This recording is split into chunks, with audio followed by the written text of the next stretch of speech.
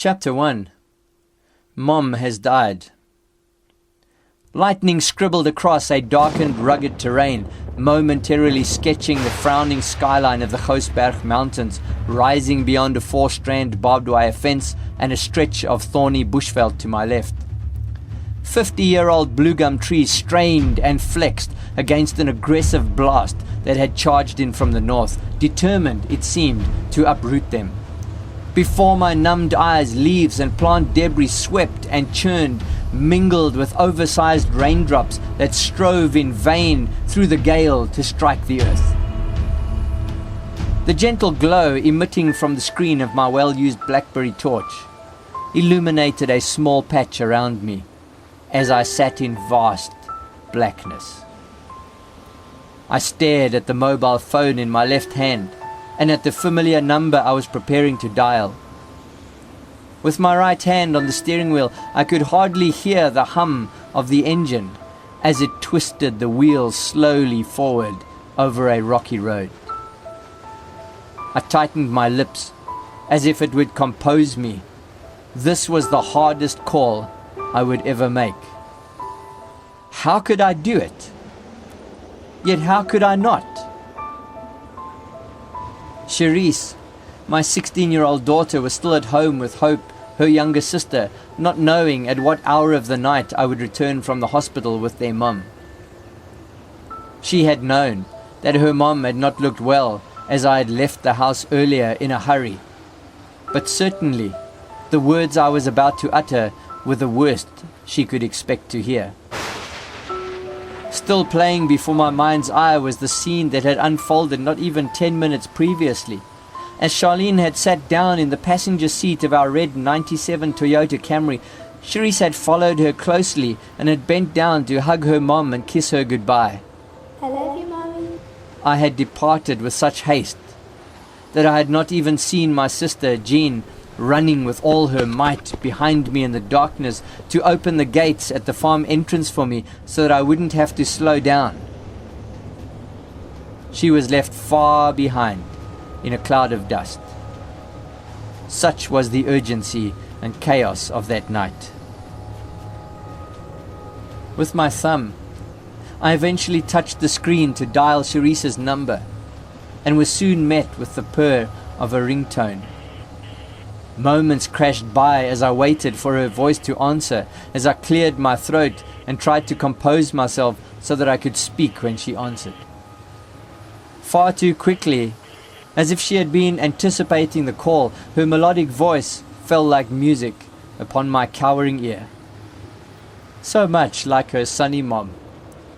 I clenched my teeth in grief, swishing my head from side to side as if I could shake this whole reality away.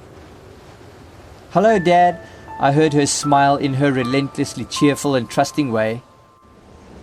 "Hello, my sweet Reese," I said, not able to even finish saying her name before I was choked with emotion. She waited patiently as I breathed heavily through my tears, trying hard to form a sentence. "Reese," I finally sobbed, "I have some very sad news for you." "Yes, Dad," she replied meekly, seemingly summoning enough strength to hear the devastating news that hung poised to crash down upon her. In my mind's eye, I could see her dear form, dreading my words. "It's very sad, Reese," I said, trying as hard as I could to prepare her for the shock and cushion the blow. "Yes," she responded in a tiny, almost inaudible voice. She was trembling, I could tell. "I'm so sorry, Reese. Mom has died. I'm so sorry. Never in my life have I ever uttered a sentence with greater anguish. Together we wept through a silence too deep for the jangling of noisy words. The crashing thunder, jagged lightning, and the mayhem of the breaking storm well pictured the havoc in my heart as I pressed the phone to my wretched ear, as if holding tightly to my dear daughter.